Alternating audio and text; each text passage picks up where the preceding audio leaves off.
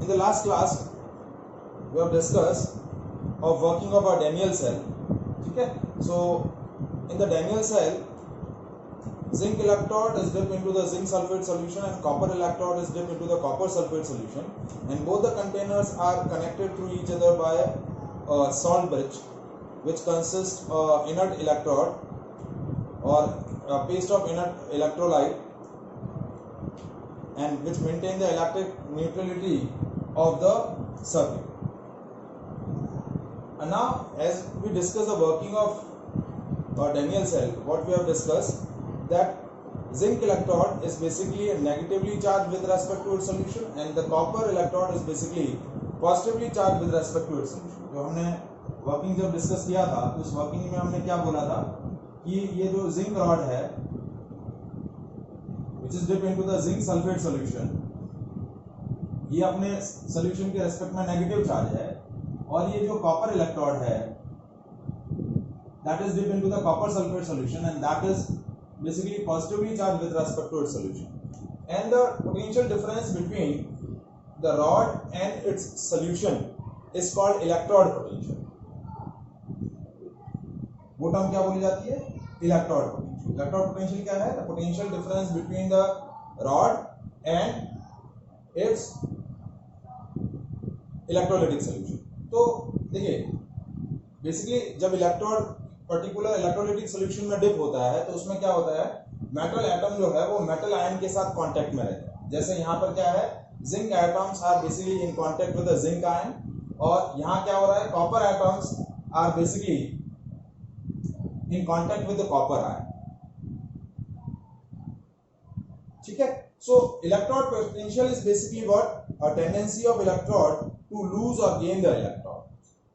Electrode potential basically क्या होता है?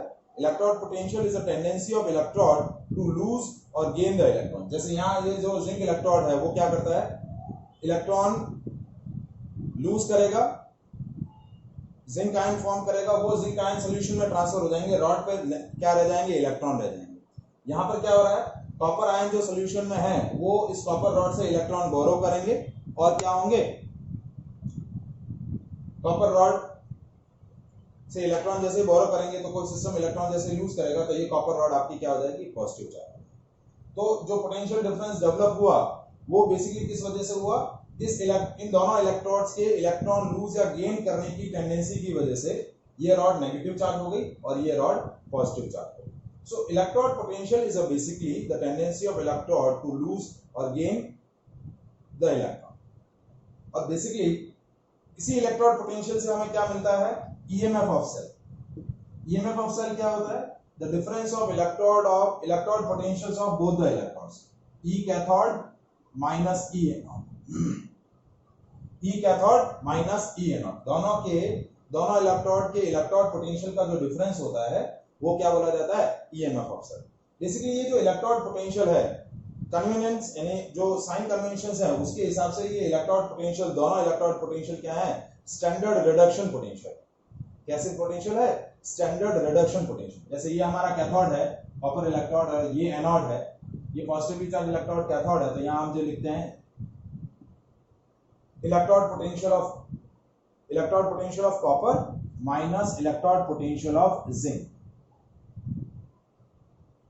इसलिए यहां मैंने क्या लिखे हैं, metal ion is in contact with metal atom, यहां पर भी zinc ion is in contact with zinc atom, और यहां copper ion is in contact with copper atom.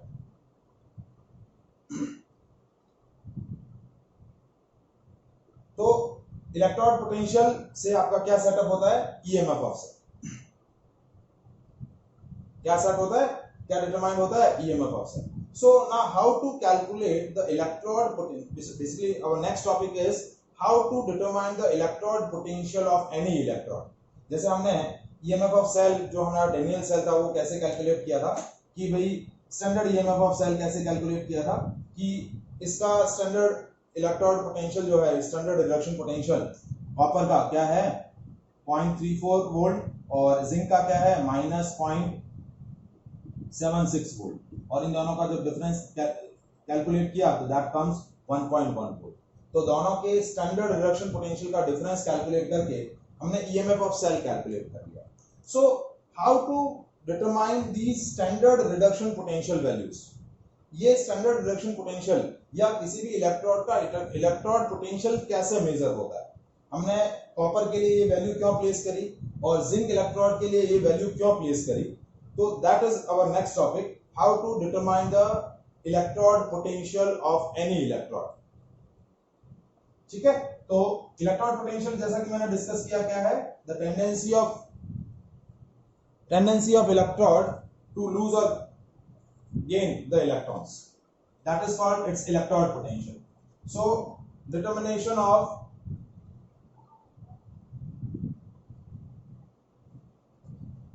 electrode potential of any electron। अब देखिए किसी भी इलेक्ट्रोड का इलेक्ट्रोड पोटेंशियल कैलकुलेट करने के लिए we make a electrochemical cell।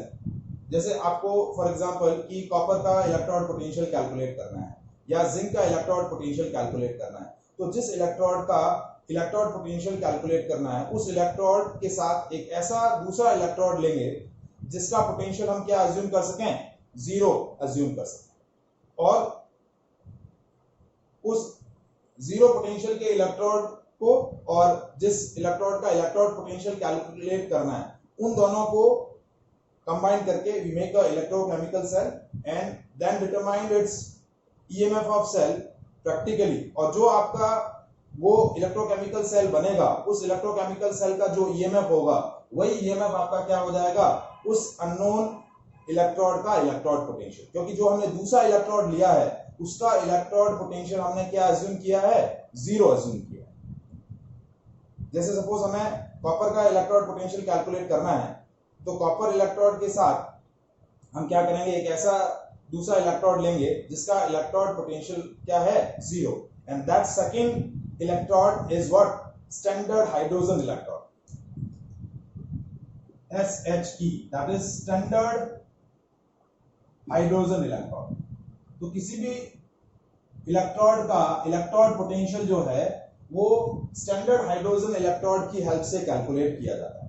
क्यों, क्योंकि इस इलेक्ट्रोड का इलेक्ट्रोड पोटेंशियल क्या अज्यूम किया जाता है, zero, and this standard hydrogen electrode may be work as a cathode as well as work as a anode according to the situation। ये cathode की तरह भी वर्क कर सकता है और ये एनोड की तरह भी वर्क कर सकता है, और इसका स्टैंडर्ड इलेक्ट्रोड पोटेंशियल क्या होता है, जीरो होता है। तो हमें जिस भी अननोन इलेक्ट्रोड का इलेक्ट्रोड पोटेंशियल कैलकुलेट करना है उस इलेक्ट्रोड को इसके साथ कंबाइन करेंगे and make a electrochemical cell, और उस इलेक्ट्रोकेमिकल सेल का, उस गैल्वेनिक सेल का हम क्या करेंगे, प्रैक्टिकली ईएमएफ कैलकुलेट करेंगे, और वो जो ईएमएफ आएगा वही ईएमएफ आपका क्या होगा, उस अननोन इलेक्ट्रोड का इलेक्ट्रोड पोटेंशियल। अब सबसे पहले एक पॉइंट आता है कि what is standard hydrogen electrode. Standard hydrogen electrode होता क्या है? So standard hydrogen electrode consist of a platinum electrode coated with platinum black. ये क्या होती है, प्लेटिनम इलेक्ट्रोड की प्लेट होती है जिसको हमने प्लेटिनम ब्लैक के साथ कोट किया हुआ है।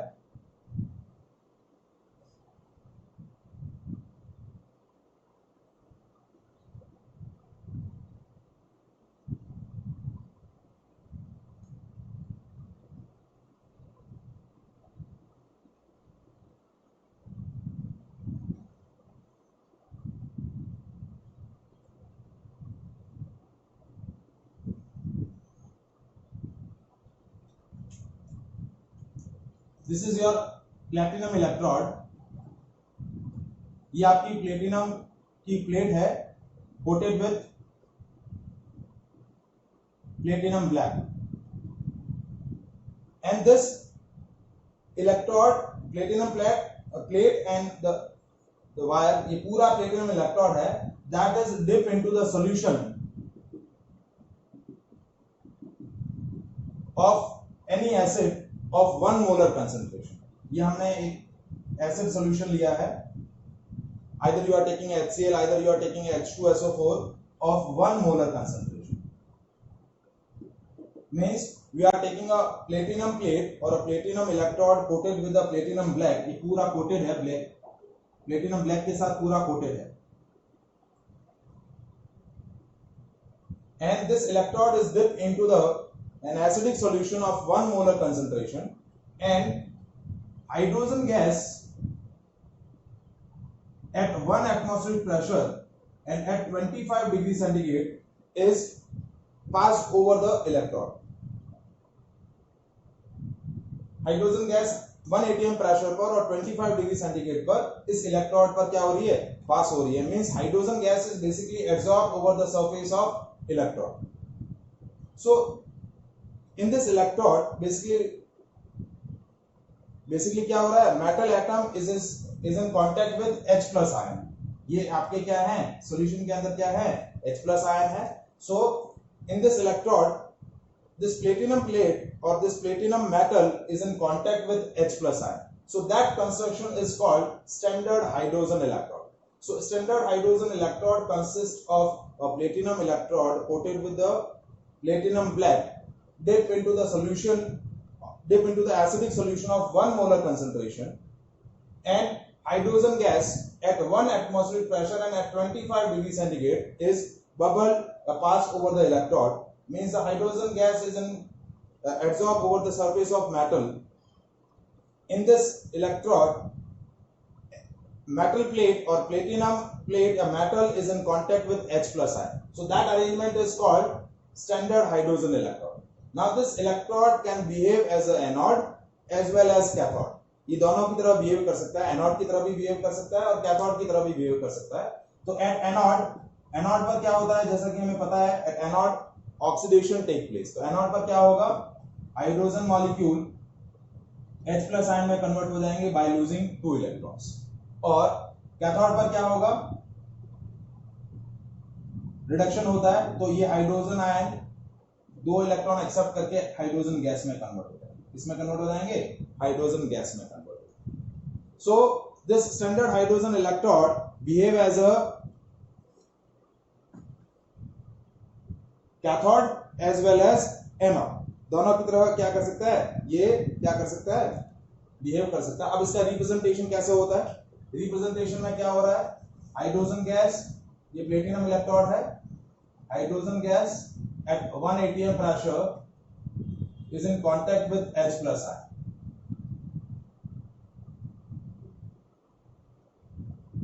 ठीक है, और इस H plus ion की कंसंट्रेशन क्या है, 1 मोलर.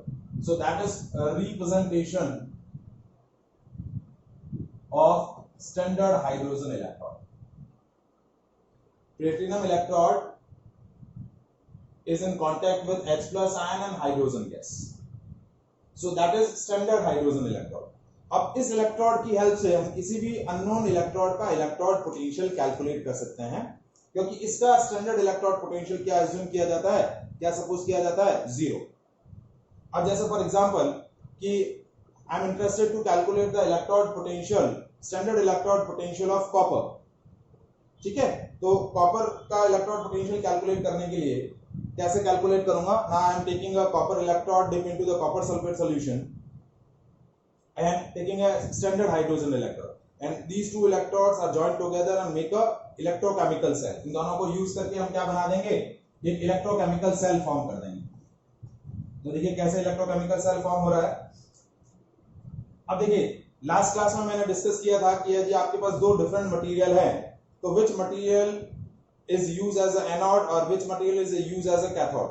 तो दो तरीके मैंने बताए थे. पहला तरीका रिएक्टिविटी के बेसिस पे कि जो ज्यादा रिएक्टिव है वो हमेशा एनोड बनेगा, जो लेस रिएक्टिव है वो कैथोड बनेगा. ठीक है, या फिर दूसरा तरीका होता है उसके स्टैंडर्ड रिडक्शन पोटेंशियल वैल्यू के बेसिस पे.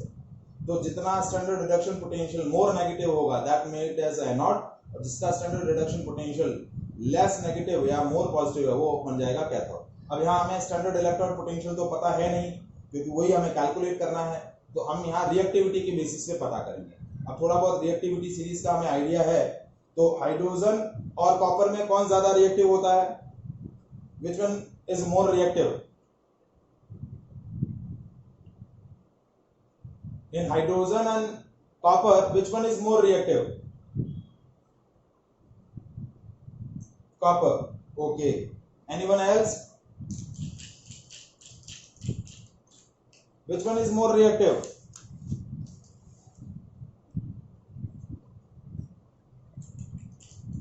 हाइड्रोजन। ओके, हाइड्रोजन क्या होगा, ज्यादा रिएक्टिव होगा कॉपर के कंपैरिजन में, ठीक है। Hydrogen is more reactive than the copper. तो हाइड्रोजन क्या बन जाएगा, स्टैंडर्ड हाइड्रोजन इलेक्ट्रोड आपका एनोड बन जाएगा और कॉपर इलेक्ट्रोड आपका कैथोड बन जाएगा। तो देखिए अब हम कैसे फॉर्म कर रहे हैं, सेल का फॉर्मेशन कैसे कर रहे हैं, देखिए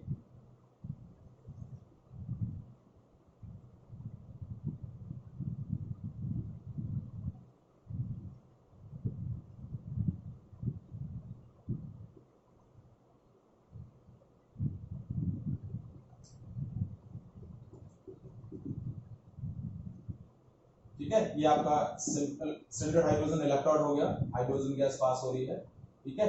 और ये आपका कॉपर इलेक्ट्रोड, जिसका इलेक्ट्रोड पोटेंशियल आपको कैलकुलेट करना है, that is dip into the copper sulphate solution, ये copper electrode, and both are connected through each other by salt bridge, ठीक है। And we make a electrochemical cell, ठीक है। इन दोनों को इस तरीके से कनेक्ट कर लिया and make a electrochemical cell, ठीक है। ये आपका एनोड है, ये नेगेटिवली चार्ज इलेक्ट्रोड है, ये पॉजिटिवली चार्ज इलेक्ट्रोड है। So at anode what happen, oxidation होगा, क्या होगा ऑक्सीडेशन, तो hydrogen molecule is converted into H+ ion by losing 2 electrons. At cathode copper ion accept the 2 electrons and converted into copper ion. Overall cell reaction क्या हो जाएगी आपकी, overall cell reaction क्या होगी, H2 plus Cu2 plus gives 2H plus and Cu, that is overall cell reaction। और अब इस cell का रिप्रेजेंटेशन कैसे होगा, सेल का रिप्रेजेंटेशन हम ऑलरेडी बता चुके हैं, ये आपका सॉल्ट ब्रिज, दो वर्टिकल लाइंस में, इस साइड आपका एनोड आएगा, इस तरफ कैथोड आएगा। तो एनोड आपका स्टैंडर्ड हाइड्रोजन इलेक्ट्रोड है, तो इसको रिप्रेजेंट करेंगे platinum hydrogen gas slash H+ ion of 1 molar concentration, ये आपका SHE हो गया। और इस तरफ आपका कॉपर आयन, ठीक है, यहाँ पर भी 1 मोलर कंसंट्रेशन और ये माइनस ये प्लस। तो ये आपका क्या हो गया, representation of electrochemical cell form, ये आपका रिप्रेजेंटेशन हो गया इस सेल का, ठीक है। अब now we calculate the standard EMF of cell. तो प्रैक्टिकली जब इस सेल का standard EMF of cell calculate हुआ, ई सेल क्या होगा, E cathode minus E naught cathode minus E naught cell is E naught cathode minus E naught anode, ठीक है। तो E naught कैथोड आपका कौन सा मटेरियल है, ये कैथोड है, तो ये हो गया E naught Cu2 plus Cu minus standard hydrogen electrode that is H+ hydrogen gas. अब देखिए जब प्रैक्टिकली ये जो इलेक्ट्रोकेमिकल सेल कंस्ट्रक्ट हुआ और इसका ईएमएफ प्रैक्टिकली कैलकुलेट किया, दैट ईएमएफ कम्स 0.34 वोल्ट।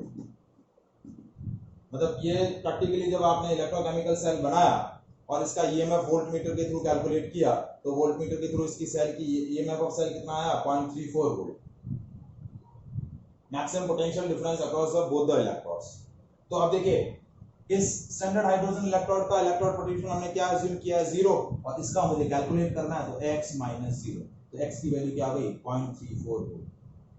तो कॉपर का स्टैंडर्ड हाइड्रोजन इलेक्ट्रोड पोटेंशियल कितना आएगा, कितना आ जाएगा, I want to calculate standard electrode potential of zinc electrode. मुझे जिंक इलेक्ट्रोड का इलेक्ट्रोड पोटेंशियल कैलकुलेट करना है। तो again we are taking zinc electrode, dip into the zinc sulfate solution, couple with the standard hydrogen electrode and make a galvanic cell and determine its EMF practically। अब देखिए दो material है आपके पास, एक है जिंक और एक है स्टैंडर्ड हाइड्रोजन इलेक्ट्रोड। किसको एनोड बनाना है, किसको कैथोड बनाना है, that will decide on the basis of reactivity. तो कौन ज्यादा रिएक्टिव है, कौन ज्यादा रिएक्टिव है, जिंक और हाइड्रोजन में जिंक ज्यादा रिएक्टिव है, तो जिंक बनेगा एनोड और स्टैंडर्ड हाइड्रोजन इलेक्ट्रोड क्या बन जाएगा, कैथोड। तो इस बार स्टैंडर्ड हाइड्रोजन इलेक्ट्रोड क्या बन गया, कैथोड। तो वो क्या करेगा, कैथोड की तरह ट्रीट करेगा। तो अब देखिए ये zinc sulphate, zinc electrode dip into the zinc sulphate solution and it is connected to another container of standard hydrogen electrode। तो ये standard hydrogen electrode है,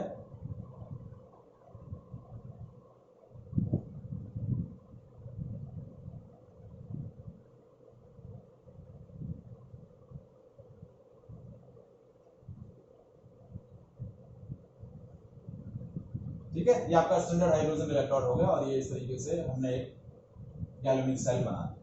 ये आपका standard hydrogen electrode, platinum electrode dip into the acidic solution of 1 molar concentration, और zinc electrode dip into the zinc sulphate solution, और इसकी concentration भी 1 molar है। क्योंकि स्टैंडर्ड इलेक्ट्रोड पोटेंशियल कैलकुलेट कर रहे हैं तो आपका जो इलेक्ट्रोलाइटिक सॉल्यूशन होगा उसकी कंसंट्रेशन 1 मोलर रहेगी हर बार। Whenever we calculate the standard reduction potential, आपके जो भी इलेक्ट्रोलाइटिक सॉल्यूशन है उनकी कंसंट्रेशन 1 मोलर रहेगी। अब यहाँ N0, अब प्रेजेंटेशन कैसे होगा देखिए। First we represent this electrochemical cell, ये हो गया आपका स्टैंडर्ड हाइड्रोजन इलेक्ट्रोड, तो H+ ion of 1 molar concentration connected with hydrogen gas and platinum electrode. ये आपका स्टैंडर्ड हाइड्रोजन इलेक्ट्रोड का रिप्रेजेंटेशन होगा। और इस तरफ जिंक इलेक्ट्रोड है तो zinc ion of 1 molar concentration connected with zinc metal. ये आपका ओवरऑल पूरा रिप्रेजेंटेशन हो गया इलेक्ट्रोकेमिकल सेल का। ये एनोड, ये आपका कैथोड। अब एनोड पर क्या होता है, ऑक्सीडेशन होता है, तो zinc atom is converted into zinc ion by losing 2 electrons. और कैथोड पर क्या होता है, कैथोड पर रिडक्शन होगा तो ये H+ आयन इलेक्ट्रॉन एक्सेप्ट करके हाइड्रोजन मॉलिक्यूल में कन्वर्ट हो जाएंगे। तो ओवरऑल सेल रिएक्शन जो हम लिखेंगे तो zinc plus 2H+ ion converted into zinc ion and hydrogen gas, that is, ये हाफ सेल रिएक्शन हो गई और ये कंप्लीट सेल रिएक्शन हो गई, ठीक है।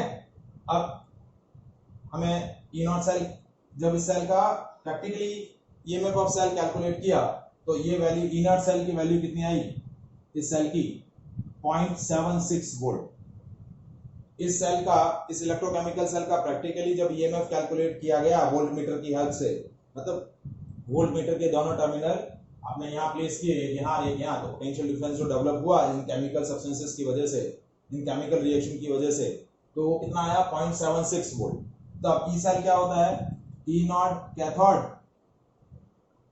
माइनस E0 एनोड, तो E0 ये हो गया 0.76। E0 कैथोड क्या है, कैथोड कौन सा है आपका, कैथोड कौन सा लिया है आपने, standard hydrogen electrode, H+ hydrogen minus zinc electrode.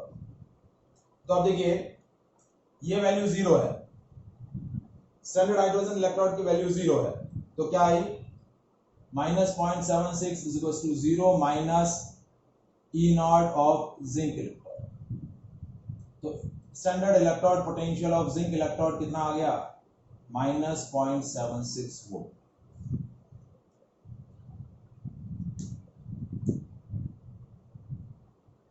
So that is a way to calculate the standard electrode potential of any electrode। तो किसी भी इलेक्ट्रोड का स्टैंडर्ड इलेक्ट्रोड पोटेंशियल कैलकुलेट कर सकते हैं। और as you know the standard electrode potential, you can easily calculate the standard EMF of cell। Standard EMF of cell क्या होता है, E0 cathode minus E0 anode. Basically ये जितने भी इलेक्ट्रोड, स्टैंडर्ड इलेक्ट्रोड पोटेंशियल है वो सारे रिडक्शन पोटेंशियल है। कैसे पोटेंशियल है, रिडक्शन पोटेंशियल। रिडक्शन पोटेंशियल का मतलब वहां रिडक्शन प्रोसेस हो रहा है, क्या हो रहा है, रिडक्शन, कन्वीनियंस के हिसाब से रिडक्शन पोटेंशियल। आप सब लोगों के पास टेक्स्ट बुक है अभी, ठीक है, तो टेक्स्ट बुक के अंदर एक बार, आपके पास नहीं है तो आप एक बार ले आइए, ठीक है। तो टेक्स्ट बुक के अंदर एक टॉप पेज नंबर है आपका 69। इस पेज नंबर पर आपको एक टेबल दे रखी है। This table is basically electrochemical series, जो हम अब तक जूनियर स्टैंडर्ड के अंदर, आपने 11th में भी ये सीरीज पढ़ी है, 10th में भी इस सीरीज को हम बोलते थे रिएक्टिविटी सीरीज, ठीक है। फिर 11th में जब आपने ऑक्सीडेशन रिडक्शन चैप्टर डिस्कस किया है तो उसमें भी ये इलेक्ट्रोकेमिकल सीरीज पढ़ी है। तो electrochemical series is the basically a list of elements in which the elements are arranged in a increasing order of their standard reduction potentials. उन सारे एलिमेंट्स के स्टैंडर्ड रिडक्शन पोटेंशियल्स को लिस्ट आउट किया है. आप इलेक्ट्रोकेमिकल सीरीज देखेंगे. Potential is potential difference between electrode and its solution when the concentration of solution is 1 molar. वो होता है आपका standard electrode potential. And electrode potential क्या होता है? The potential difference between electrode and its electrolytic solution of any concentration. तो जब आपका इलेक्ट्रोड एक ऐसे इलेक्ट्रोलाइटिक सॉल्यूशन में डिप है जिसका कंसंट्रेशन 1 मोलर के अलावा डिफरेंट कंसंट्रेशन है, तो ऐसे इलेक्ट्रोड का इलेक्ट्रोड पोटेंशियल कैलकुलेट करने के लिए we are using Nernst equation. So Nernst equation is a mathematical equation which gives the value of electrode potential of any electrode at any concentration. यदि आप वो इलेक्ट्रोड जिस इलेक्ट्रोलाइटिक सॉल्यूशन में dip है उसकी कंसंट्रेशन कुछ भी हो सकती है, 1 मोलर भी हो सकती है और डिफरेंट फ्रॉम 1 मोलर भी हो सकती है, तो उसका इलेक्ट्रोड पोटेंशियल कैसे कैलकुलेट करना है, that we have calculate by using the Nernst equation. एक बार उस इलेक्ट्रोड का इलेक्ट्रोड पोटेंशियल किसी कंसंट्रेशन पे कैलकुलेट हो जाएगा तो उसके बेसिस पे हम क्या कैलकुलेट कर सकते हैं? ईएमएफ ऑफ सेल और EMF of cell at any concentration. एक होता है, अभी अब तक हमने क्या कैलकुलेट किया है? EMF of cell at 1 molar concentration, that is called E naught cell, that is known as standard EMF of cell. But यदि मुझे ईएमएफ ऑफ सेल कैलकुलेट करना है किसी भी कंसंट्रेशन पर, तो उसके लिए मुझे पहले नर्ट्स इक्वेशन की हेल्प से उस इलेक्ट्रोड का इलेक्ट्रोड पोटेंशियल कैलकुलेट करना पड़ेगा और दोनों इलेक्ट्रोड के इलेक्ट्रोड पोटेंशियल का जो डिफरेंस होगा उससे मुझे क्या मिल जाएगा? ईएमएफ ऑफ सेल मिल जाएगा. क्या मिल जाएगा? EMF of cell. Is it clear? तो नर्ट्स इक्वेशन क्या है, समझ में आया?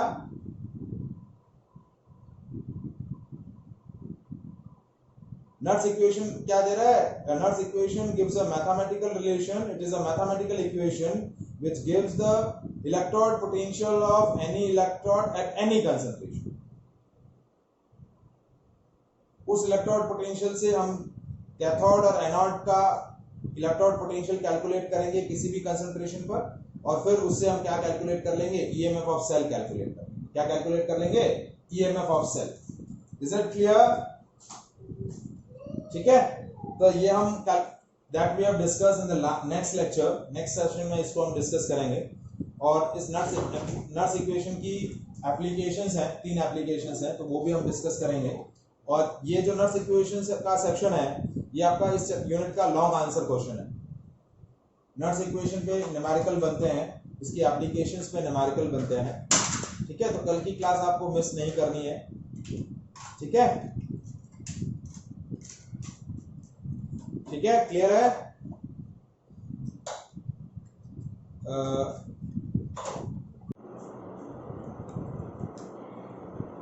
Whenever we arrange the elements in a order of their reactivity, आपने 10th स्टैंडर्ड में भी पढ़ा है कि reactivity series a list of element in which elements are arranged in a on the basis of their reactivity. जो element highly reactive है उनको ऊपर प्लेस किया है, जिनकी रिएक्टिविटी लेस है, डिक्रीज है, उनको नीचे प्लेसिंग हुई है. तो basically reactivity series is what is it is a electrochemical series in which elements are arranged in an increasing order of their standard electrode potential values. वो जो लिस्ट ऑफ एलिमेंट्स हैं, वो लिस्ट ऑफ एलिमेंट्स क्या है? Electrochemical series. क्या बोलते हैं उस सीरीज को? Electrochemical series. In the electrochemical series, elements are arranged in an increasing order of their standard reduction potential values. मतलब जो एलिमेंट हाईली रिएक्टिव है उनके स्टैंडर्ड रिडक्शन पोटेंशियल्स जो होंगे वो मोर नेगेटिव होंगे, और जिनके standard reduction potential less negative या फिर पॉजिटिव हैं वो क्या होंगे? लेस रिएक्टिव रहेंगे, उनकी रिएक्टिविटी लो रहेगी. मतलब रिएक्टिविटी और स्टैंडर्ड रिडक्शन पोटेंशियल वैल्यू जो है वो इनवर्सली प्रोपोर्शनल. जितना more negative standard reduction potential होगा उतना आपका रिएक्टिविटी हाई रहेगा, और जितना standard reduction potential value less negative या फिर मोर पॉजिटिव होगी उतना ही आपका एलिमेंट लेस रिएक्टिव होगा. तो स्टैंडर्ड इलेक्ट्रोकेमिकल सीरीज, यदि आपका बात करें ECS बोलते हैं, electrochemical series, so that is a list of elements in which they are arranged in a increasing order of their standard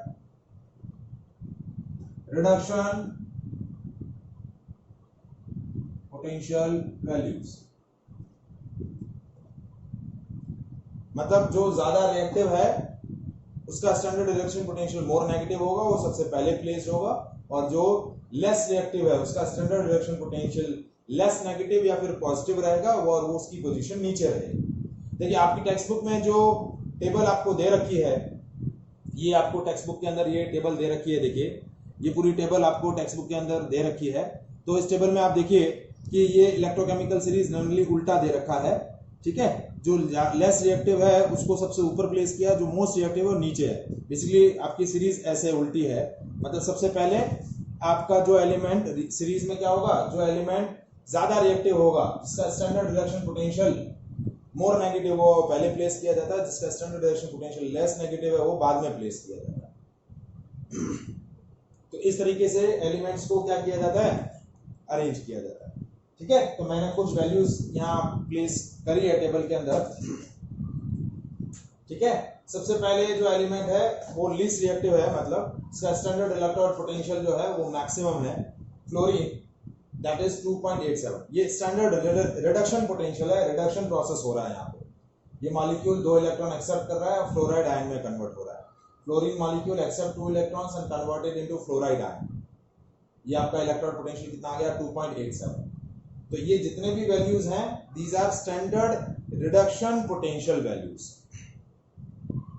जिसका स्टैंडर्ड इलेक्ट्रोड पोटेंशियल जितना पॉजिटिव है वो उतना ही लेस रिएक्टिव है। देखिए सबसे लास्ट इस टेबल के अंदर सबसे लास्ट कौन सा एलिमेंट है, लिथियम। तो लिथियम इज मोस्ट रिएक्टिव और इसका स्टैंडर्ड इलेक्ट्रोड पोटेंशियल क्या होता है, -3.05 वोल्ट। ये सबसे ज्यादा रिएक्टिव है और इसका स्टैंडर्ड रिडक्शन पोटेंशियल वैल्यू जो होगा वो सबसे नेगेटिव रहेगा। अब इस टेबल के अंदर, इस टेबल की बेसिकली क्या एप्लीकेशन है, पहला एप्लीकेशन हम ऑलरेडी डिस्कस कर चुके हैं। पहला एप्लीकेशन कि on the basis of reactivity और on the basis of their standard reduction potential values we decides their position in the electrochemical cell, कि किस मटेरियल को एनोड बनाना है, किस मटेरियल को कैथोड बनाना है, ठीक है। उसका डिसीजन आपका इलेक्ट्रोकेमिकल सीरीज में प्रेजेंट एलिमेंट्स के स्टैंडर्ड इलेक्ट्रोड पोटेंशियल वैल्यूज को चेक करके हम डिसाइड करते हैं कि जो ज्यादा रिएक्टिव होगा, जिसका standard reduction potential more negative होगा, वो एनोड बनाया जाएगा, और जिसका standard reduction potential less negative होगा या पॉजिटिव रहेगा, उसको हम क्या बनाएंगे, कैथोड बनाएंगे, ठीक है। तो that is the first application of electrochemical series. Now second application, ठीक है, to decide the oxidising and reducing power, ठीक है। अब जो एलिमेंट जितना ज्यादा रिएक्टिव होता है उसका स्टैंडर्ड रिडक्शन पोटेंशियल उतना ही मोर नेगेटिव होगा, and that element is powerful reducing agent, उसकी रिड्यूसिंग पावर उतनी ही ज्यादा हो, ठीक है। मतलब जो एलिमेंट, देखिए ये जो नीचे एलिमेंट है उसका standard reduction potential more negative है, क्या है, मोर नेगेटिव है, ठीक है। जैसे आपका जो सोडियम है, ठीक है, सोडियम जो है वो लिथियम जो है वो सबसे ज्यादा रिएक्टिव है, इसका standard reduction potential more negative है, तो ये पावरफुल रिड्यूसिंग एजेंट है। जैसे जैसे आप ऊपर जाएंगे वैसे वैसे रिड्यूसिंग पावर कम होती जाएगी, मतलब as you move down to the group, down to the table, reducing power बढ़ेगा, क्योंकि स्टैंडर्ड रिडक्शन पोटेंशियल की वैल्यू क्या आ रही है, आपकी मोर नेगेटिव होती जा रही है। और जिनका standard reduction potential less negative या पॉजिटिव है वो पावरफुल ऑक्सीडाइजिंग एजेंट होंगे। तो देखिए ये ऊपर वाले जो एलिमेंट है they are powerful oxidising agent, means as you move down to upward, नीचे से ऊपर की तरफ जाएंगे तो ऑक्सीडाइजिंग पावर बढ़ेगी, यानी they are powerful oxidising agent. और नीचे से ऊपर से नीचे की तरफ आएंगे तो क्या होगा, रिड्यूसिंग पावर बढ़ेगा। So they are powerful reducing agent.